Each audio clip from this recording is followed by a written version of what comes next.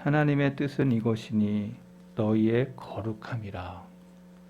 오늘 성도의 거룩, 시간으로 따지면은 이제 5번째 말씀을 저와 여러분들이 같이 나누게 되었습니다.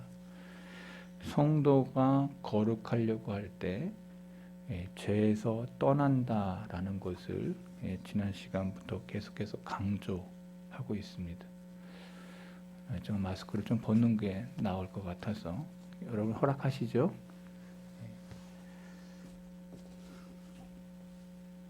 죄에서 떠난다는 것이 거룩의 시작이다.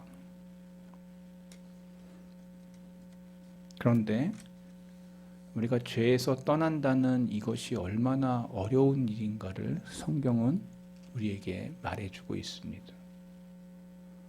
겉으로는 죄를 멀리하는 것 같지만 우리의 본성은 죄를 너무 사랑하고 그 내면의 것이 그대로 우리의 삶 속에 우리의 말과 행동으로 드러나게 되어 있습니다. 내가 타인을 향해서 사랑한다라고 할 때 그 사랑이 립 서비스인지 아니면 진짜 전심의 모습으로 행동으로 행실로 말과 행동으로 드러나는지는 그 마음에 있는 것이 삶으로 표출되기 때문에 그렇습니다. 사람들이 말로써 사람들이 실망하는 게 아닙니다. 행동으로써 실망하는 것입니다. 그러기에 우리의 마음에 있는 것이 우리의 입과 삶으로 행동되기 때문에 내가 가만히 내 일주일의 삶을 뒤돌아보면 어느 것을 더 사랑했는지를 내 뒷모습 속에 뒷자락에서 보고 있다면 여러분 그 사람은 지금 하나님의 사람으로 가까이 서 있는 사람이라는 겁니다. 삶을 반성 없이 삶을 살아가는 사람이 있다면 그 사람은 성경적으로 이야기하면 너무나도 어리석은 사람이라는 것입니다. 늘 우리는 반성하는 삶을 사셔야 됩니다. 내 뒷자락을 바라보면서 그리고 평생을 바라보면서 내가 후회 없이 살았다라고 얘기할 만큼 늘 우리는 반성할 때 그 사람에게는 미래가 있습니다. 한번 따라해 보겠습니다. 나는 반성하고 살고 있는가? 네, 반성.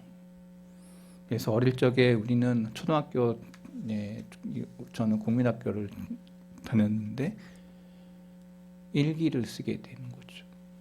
일기에 잘했던 거, 또 잘못했던 거, 아버지 엄마에게 꾸지람 당했던 거 다 쓰게 되어 있습니다. 그리고 하루를 뒤돌아보는 겁니다. 근데 저는 좀 게을러서 제가 제일 방학 때마다 곤욕이었던 게 뭐냐, 일기장을 내야 되는데 한 달 내내 놀다가 방학 개학이 돼서 일기장을 내야 되는데 다른 숙제는 다 했는데 일기장 숙제를 못하는 거예요. 그래서 그날 밤을 새도록 일기장에 소설을 쓰는 것이죠. 전혀 하지도 않았음에도 불구하고 했다고. 나만 이랬나? 아마 여기 앉아있는 사람들 저와 동일한 고민을 했던 분들이 여기에 앉아 있었으리라 생각합니다. 그러나 그것 속에 한 가지의 철학이 있는 것입니다. 반성. 여러분, 우리는 말씀을 읽고 내 자신을 반성하고 내 자신을 거울 앞에 비출 때 그 사람의 영혼 속에 무엇이 자리 잡고 있고 그의 마음이 무엇을 붙잡고 있고 그의 삶의 해안이 무엇인가가 그 반성 속에 드러나는 겁니다. 성경은 우리가 한 획을 긋는 인생을 살아가는데 처음이 있으면 마지막이 있어요. 오늘 저와 여러분들이 후회 없는 인생을 살려고 하면 늘 내 자신을 돌아보고 뒤돌아보는, 그래서 내가 죄를 멀리하고 하나님을 가까이 했던 현장이 있는 삶, 이것이 거룩한 삶으로 나아가는 길이라는 거. 제가 조금 어려운 얘기일 수 있을지 모르나 저와 여러분들이 이 길 선상에 있는 순례자라는 거, 나그네라는 거, 언젠가는 이 땅을 떠나야 될 우리의 삶이라는 거. 그래서 삶은 신중해야 되고 삶 속에선 늘 내가 지금 어느 자리에 있는지를 확인하는 이것이 지혜로움이라고 성경은 말해주고 있습니다. 한 번을 살아도 하나님 앞에서 멋지게, 한 번을 살아도 하나님 앞에 의미 있게, 내 인생의 여정 속에 정말 하나님 기뻐하신 자리에 서 있는지를 늘 확인해 보는 이러한 자들이야말로 거룩으로 나아가는 성화의 과정 속에 있는 지혜로운 자들이라 저는 말할 수 있을 것입니다. 지난 시간에 이어서 우리가 좀 더 생각해 볼 것은 주님을 만난 성화하는 과정 속에 드러나는 그러한 증거, 나그네 삶 속에 내가 성화, 예수님을 만나서 변화되고 있다고 하는 그러한 표지가 있는데 드러난다는 거예요. 그 표지가 뭐냐? 그 사람에게 흔히 볼 수 있는 것이라는 거예요. 성화란 주제 가운데서 이 부분이 상당히 중요한데 그 사람을 보면 예수님을 닮아가는 그 모든 것들이 보여진다는 거예요.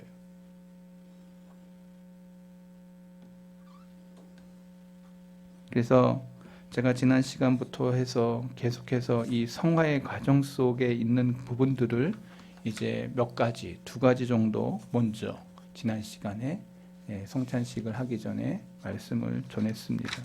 여러분이 조금 더 기억을 새롭게 하기 위해서 제가 한 번 더 말씀을 드리도록 하겠습니다. 믿음의 삶을 살아가는 자들에게 드러나는 성화의 과정 속에 분명히 드러나는 모습들, 그게 뭐냐? 그 사람의 삶 속에 성화의 과정 속에서 나타나는 그 아름다운 것들. 첫 번째는 신앙생활에 있어서 신앙에 대해서 많이 이야기하는 것이 참된 성화는 아니라는 거예요. 교육의 기회가 많아지고 설교가 난무하는 시대에 있습니다. 저와 여러분들이 유튜브라고 하는 그 기능을 통해서 우리나라에서 최고로 설교 잘하는 목사님들의 설교를 언제든지 들을 수 있어요. 저도 가끔 어느 목사님에 대해서 어떤 목사님들의 의미 있는 설교자들을 가끔씩 들을 때가 있습니다. 그러면서 저와 비교를 해보는 거죠. 저의 설교는 어떤 설교인가? 이 시대에 맞는 설교인가?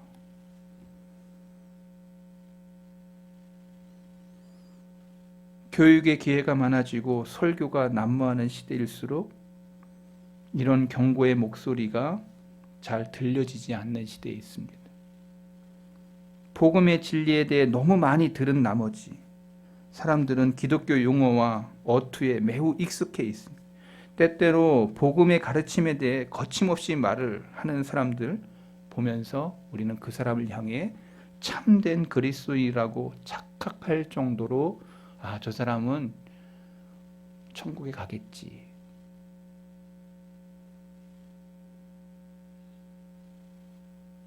그런데 그 사람이 한편으로는 세상을 위해 살면서 죄의 종로로 타고 다른 한편으로는 회심, 구주, 복음, 평화, 값없는 은혜 등에 대해 거침없이 쏟아놓는 그러한 사람들이 교회 안에 되게 많다는 거예요. 후자 쪽에 있는 그러한 말씀을 전실이 마음속에 따르는 자가 아니라 겉과 속이 다른 태생적, 이중인격적 그러한 교인들이 한국 교회에 많다는 것입니다.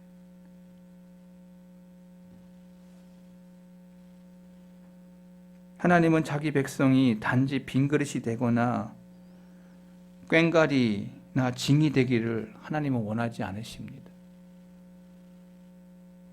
고린도전서 13장에 사도 바울이 사랑에 대해서 얘기할 때 울리는 꽹과리, 징에 대한 이야기를 하면서 허황된 것, 그런 것도 없이, 사랑 없이 하는 그 모든 행동에 대한 것을 이야기하면서 사랑을 붙잡으라고 얘기했던 것을 여러분 꼭 기억하셔야 됩니다. 우리가 이 세상에서 평생 유아 세례를 받고 또 세례를 받고 죽음에 이르는 순간에까지 갈 때 우리의 인생 속에서 진정 예수님 인격적으로 만나지 아니하고 그냥 교회 생활만 했다면 이 사람은 가장 불쌍한 사람이라고 성경은 말하고 있습니다. 저는 우리 성도계 교우들 가운데 진정 촉구합니다. 여러분이 인격적인 예수님을 만나셔야 됩니다. 예수님을 인격적으로 내 지적인 면에서, 내 정적인 면에서, 내 의지적인 면에서 주님을 인격적으로 대면하셔야 됩니다. 그 대면 없이 새 원리가 내 마음에 없이 여러분이 신앙생활을 했다면 여러분 다 가짜인 거예요. 그 사람은 천국 문턱에 이를 수 없습니다.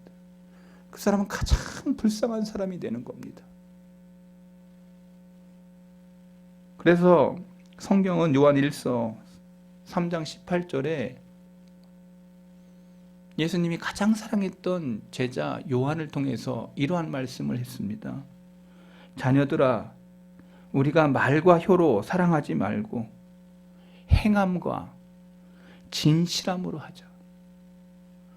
저는 이 말씀이 주님을 만난 사람들에게 꼭 있어져야 될 행동 역학이라고 저는 생각합니다. 나의 마음속에 있는 그것이 행함과 진실함. 행함과 진실함. 말과 혀로만 하지 아니하고 행함과 진실함.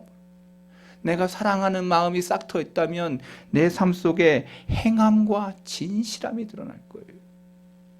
사람이 사람을 보고 그 사람이 진실한지 안 한지 우리는 알 수 있습니다. 눈빛과 그의 행동과 행실을 보면 아, 이 사람이 나를 사랑하는지 안 하는지 알아요. 밥상머리에 앉아 내가 우리 집사람을 물끄러미 쳐다보면 우리 애가 가만히 쳐다봅니다. 아, 우리 아빠가 우리 엄마를 사랑하는구나 라고. 애들이 안다고. 저는 자꾸 이렇게 우리 집사람 뼈밖에 없는 우리 집사람 등을 두들기면서 당신밖에 없어. 그러면 우리 집사람은 물끄러미 쳐다보면서 그치? 나밖에 없지? 이런 교만함이 아니라 그래, 아, 이 사람이 나를 사랑하는구나. 말하지 않아도 말과 혀로가 아닌 행함과 진실함. 사도 요한은 이것을 묵묵히 삶으로 보여줬기에 그가 단상에 서서 많은 성도들을 향해서 외쳤던 한마디에 아가파테 안겔루스, 형제여 서로 사랑하자. 그 한마디에 감동을 받아서 성도들이 훌쩍이는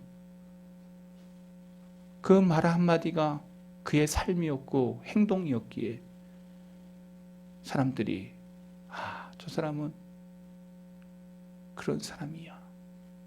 그런 목회자야.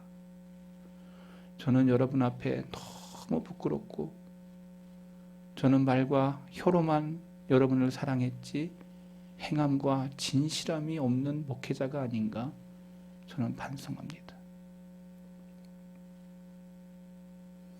우리가 말씀을 내 삶에 적용할 때 남이 아니고 오늘 내 영혼, 내 자신에게 비출 때 우리의 심령에 뭔가 흐르는 것이죠. 오늘 소수의 무리가 모였지만 말씀 앞에 진실되기를 바라고 또 말씀 앞에 저와 여러분들이 자신을 반성한다면 여러분들은 하나님 앞에 세움받는 자리에 있다는 것을 꼭 기억하기를 바랍니다.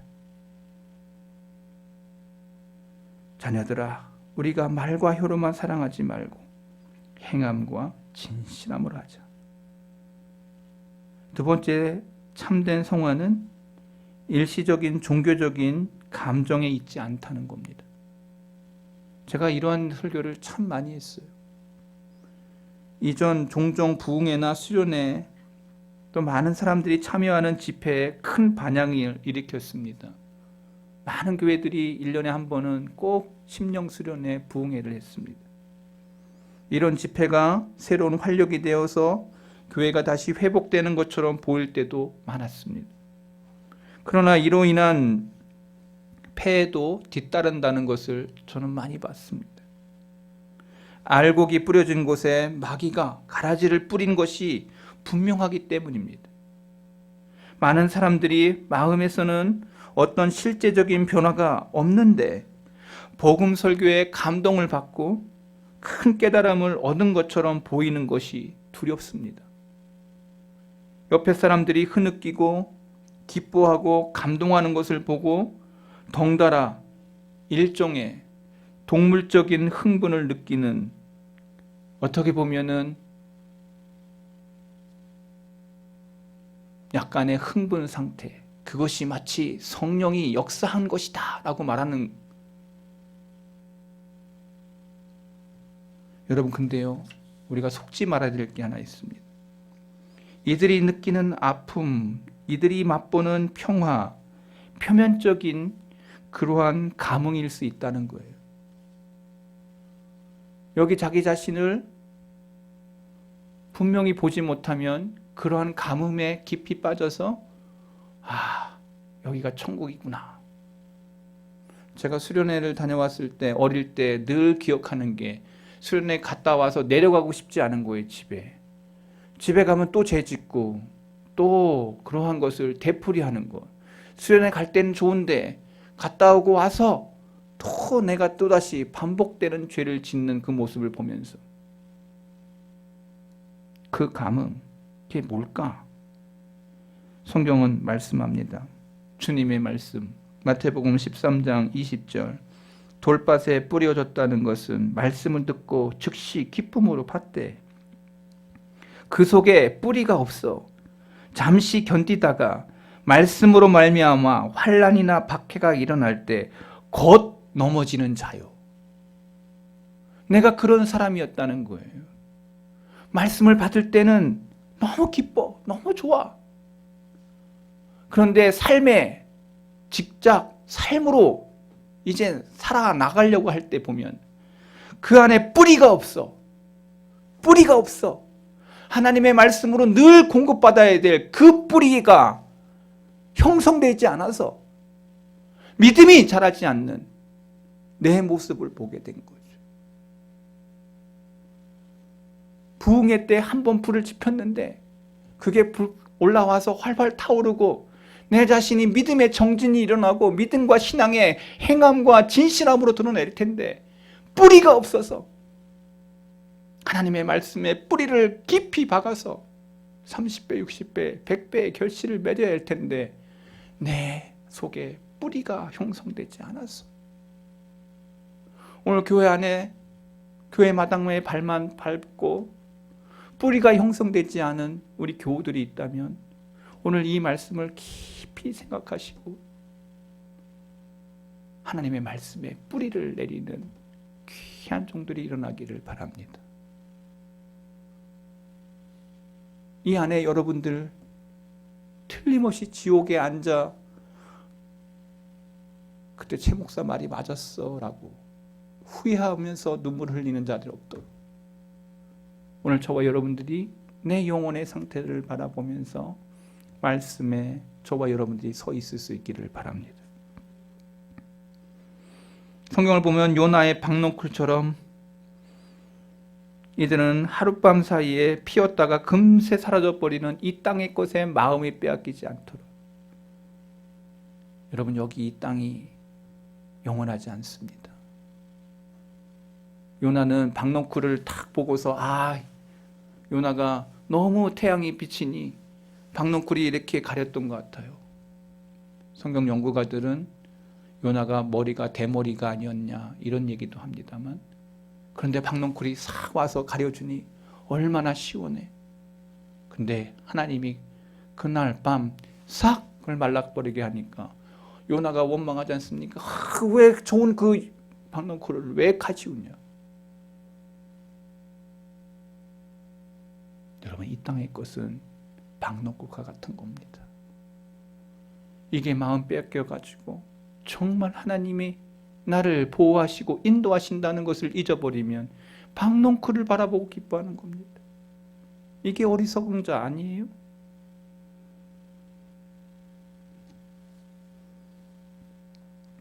사람의 상처를 진심으로 치료해주고 평안이 없는데도 평안하다 평안하다는 시대를 살아가는 우리 정말 조심해야 됩니다.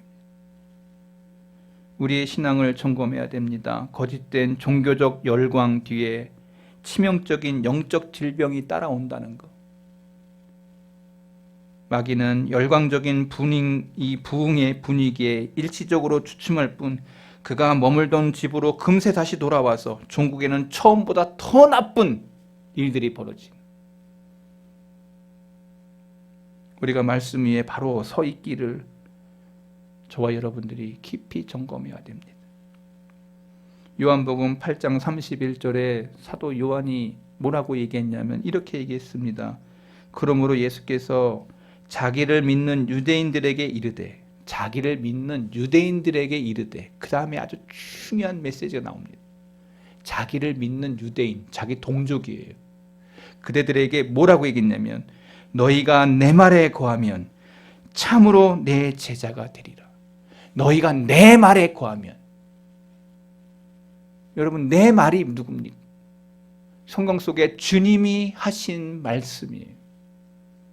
주님의 말씀하신 그 말씀에 내가 거하면 내가 참 제자가 되리라. 여러분, 효자하고 불효자의 차이는 딱 하나입니다. 아버지의 말을 듣느냐 안 듣느냐. 들었다. 내 말에 있느냐. 너희가 내 말에 거하면 참 제자라. 오늘 저와 여러분들이 늘 영혼 속에 하나님의 말씀, 주님의 말씀에 거하고 있는지를 점검하셔야 된다는 얘기입니다. 세 번째로 얘기하고 싶은 것은 참된 성화는 겉으로 드러나는 형식이나 외면적인 헌신에 있지 않습니다. 사람들은 겉의 것을 보고 평가합니다. 사람들을 평가할 때 보면 옷을 입은 거 보고 저 사람 잘 사는구나, 못 사는구나. 겉의 것을 보고 그의 가지고 있는 어느 학교를 나왔느냐, 뭐 이러한 겉의 것을 보고 사람들은 평가합니다. 그의 학위가 어떠하냐, 부자냐, 어떤 차를 탔냐, 어느 집에 사냐.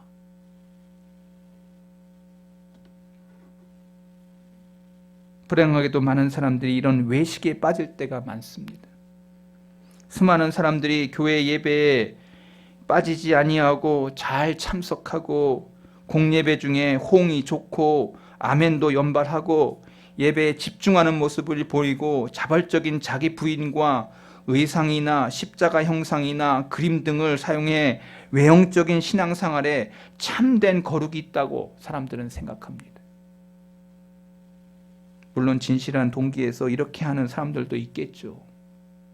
눈에 보이는 여러 행위들이 실제로 자기 영혼에 도움이 된다고 믿기도 합니다. 하지만 많은 경우 겉으로 드러나는 종교성이 내면의 거룩을 대신하게 될까 봐 심히 두렵습니다. 겉은 크리스찬의 모습인데 속은 아니라는 거예요. 외적인 의로움이 마음의 성화를 이루어내지는 못한다는 겁니다. 더욱이 외적이고 감각적이고 형식적인 기독교를 쫓아가는 많은 사람들이 그들의 마음속에는 세속에 몰두하고 있고 부끄러워할 줄도 모르고 그런 허영과 자만으로 치닫는 그러한 모습들이 의외로 외식적인 크리스찬들의 모습 속에 너무나도 많이 차 있다는 것.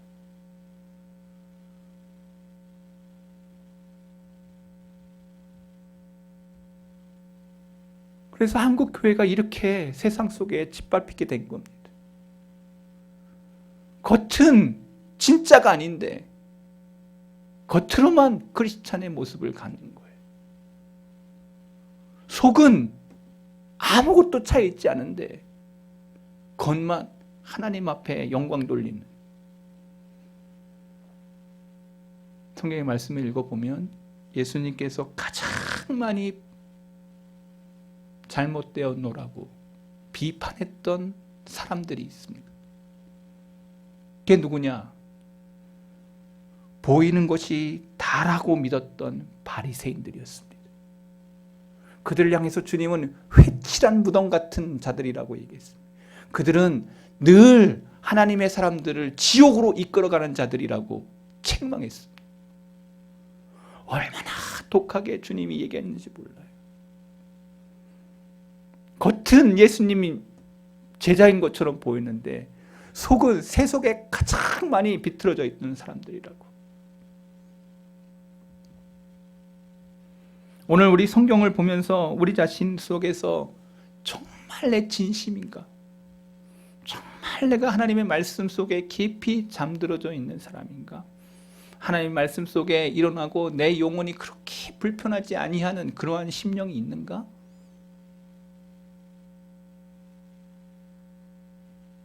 참된 성화는 겉으로 드러나는 형식이나 외면적인 헌신에 있지 않습니다. 꼭 기억하시기 바랍니다. 네 번째, 성화는 우리 삶의 자리에서 물러나서 어떤 사회적인 의무를 거부하는 것이 아닙니다. 모든 세대마다 거룩을 추구하던 그러한 무리들이 있었습니다. 그래서 사회를 떠나서 은자의 삶을 살고 수도원에 들어가서 살면 좀 더 높은 그러한 거룩에 이를 것이라고 생각했던 사람들이 많았습니다. 로마 캐톨릭 시대에 보니까 수도원들이 사막에 아주 힘든 지역에 다 들어가 있어요. 그 은자의 삶을 산 겁니다. 거기 가면 더 거룩해질 거라고 생각하고 자기 모든 재산을 다 거기다 희사하고 그렇게 들어가는 사람들이 많았습니다. 실상은 어땠을까요?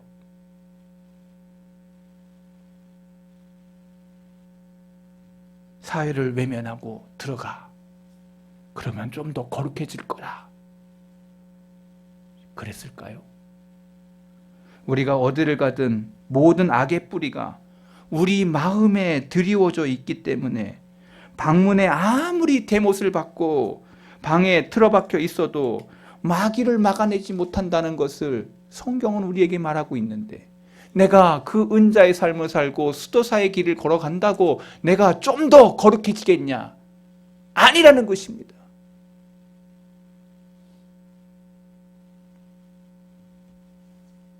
그것이 성화에 이르는 지름길이 아니에요.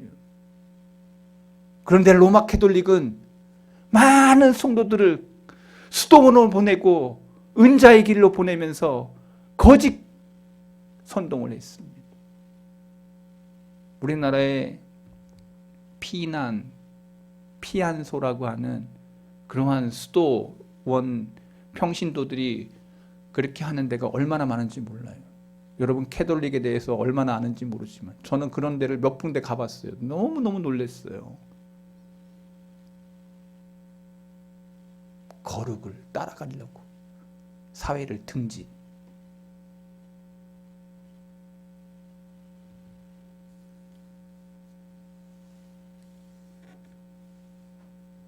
은자나 수도사나 수녀가 되어서 또한 자선기관에 속하는 것이 성화에 이르는 지름길이 아닙니다. 갈등과 어려움을 회피하는 것이 참된 거룩이 아닙니다. 오히려 그것을 받아들이고 극복하는 것이 거룩이라고 성경은 말하고 있습니다. 어디? 주님이 직접 자신의 몸을 통해서 보여주셨습니다. 이 악한 땅에 주님이 독생자 예수님으로 이 땅에 오셔서 자기를 찢으시면서 세상에 빛이 되셨고 세상에 소금이 되셨습니다. 오물덩어리보다도 더 더러운 이 땅에 오셔서 헤롯의 가장 강폭한 시절에 주님이 오셔서 십자가를 지심으로 이 땅에 새로운 새 원리, 새 마음을 주신 새로운 하나님의 사람들을 세우시는 구정통이 속에 주님이 들어가신 것입니다. 오물덩어리 속에 주님이 들어가신 것입니다. 세상에서 나오라는 게 아니라 세상 속으로 들어가신 주님을 우리에게 모본으로 보여주셨습니다.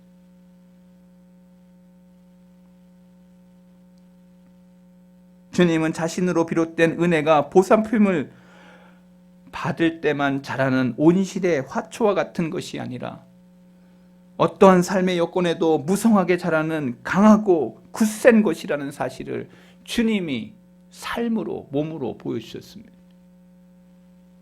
거룩은 하나님께서 우리를 부르신 바로 그곳에 주어진 의무를 다하는 겁니다. 주어진 그곳이 어떠한 곳이든 간에 부패한 것들 가운데 뿌려진 소금처럼 어둠 속에 밝혀진 등불처럼, 그래서 너희는 세상의 소금이 아니더냐, 그래서 너희는 세상의 빛이 아니더냐. 그래서 주님이 그렇게 말씀하신 거예요. 너희는 세상의 소금이 아니더냐, 너희는 세상의 빛이 아니더냐. 내 주위에 옆에 믿지 않는 사람들 가운데 내가 빛이라는 사실을 잃어버리면 안 됩니다. 내가 믿지 않는 사람들 가운데 내가 세상의 소금이라는 것을 잊어서는 안 됩니다. 여러분, 그러한 사람들에게는 빛이 드러납니다. 그 사람들에게는 맛이 드러납니다. 그 사람 속에 역사하시는 하나님이 다른 사람들을 통하여 역사하게 하십니다. 저는 이 말씀을 믿습니다. 여러분들이 삶의 자리에서 그러한 빛이 되시기를 바랍니다.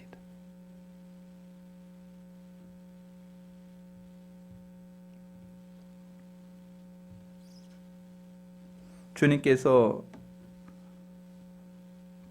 이러한 기도를 하셨습니다.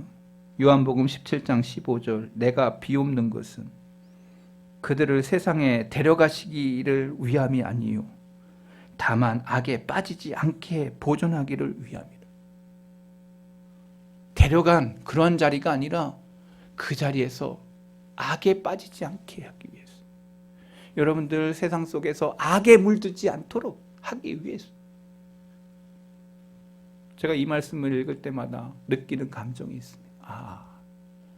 나를 악에서 빠지지 않게 이 자리에 하나님이 나를 두셨구나. 악에 따라가는 게 아니라 악에서 이기도록.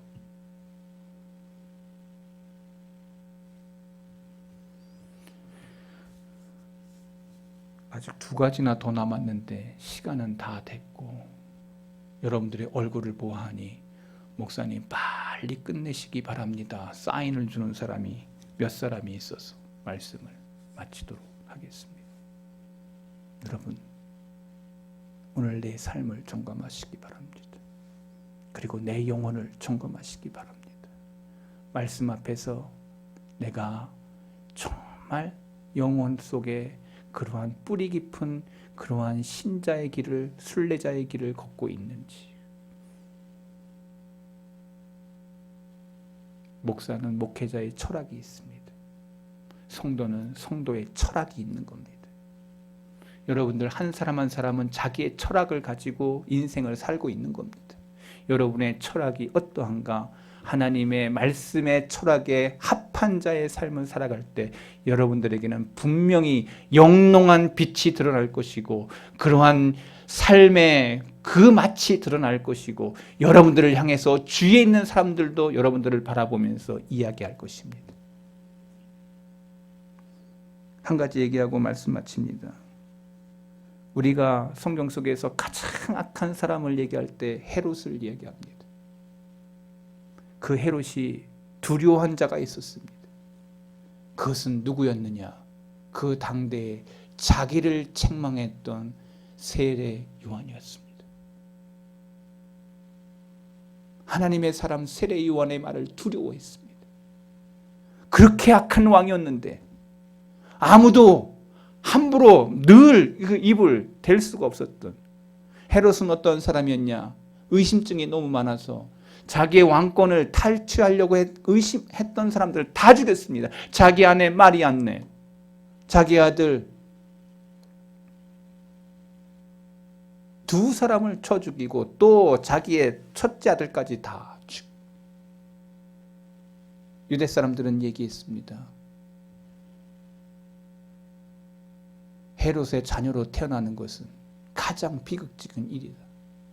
유대에 태어나 돼지로 태어나는 것이 헤롯의 자녀들보다 태어난 것보다 더 자유롭지 아니하냐. 그 당대 그렇게 헤롯에 대한 이야기를 했던 그 헤롯이 누구를 두려워했겠습니까? 성경을 보면 이렇게 써 있습니다. 마가복음 6장 20절 헤롯이 요한을 의롭고 거룩한 사람으로 알고 두려워하여 보호하며 또 그의 말을 들을 때에 크게 번민을 하면서 달갑게 들음이라. 세례 요한은 당대의 하나님의 메신저였습니다.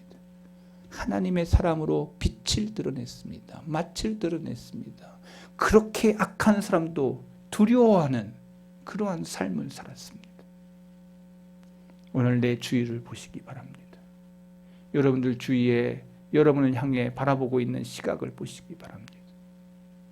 여러분들이 그곳 속에서 이루 말할 수 없는 어려움이 여러분들에게 있다 할지라도 여러분 자신 안에, 여러분의 영혼 안에, 여러분의 마음 안에 성화의 가정 속에 거룩한 순례자로서 내 마음에 그 흐르고 있는 그것이 다른 사람들에게 어떻게 비춰지고 있는지를 보시기 바랍니다.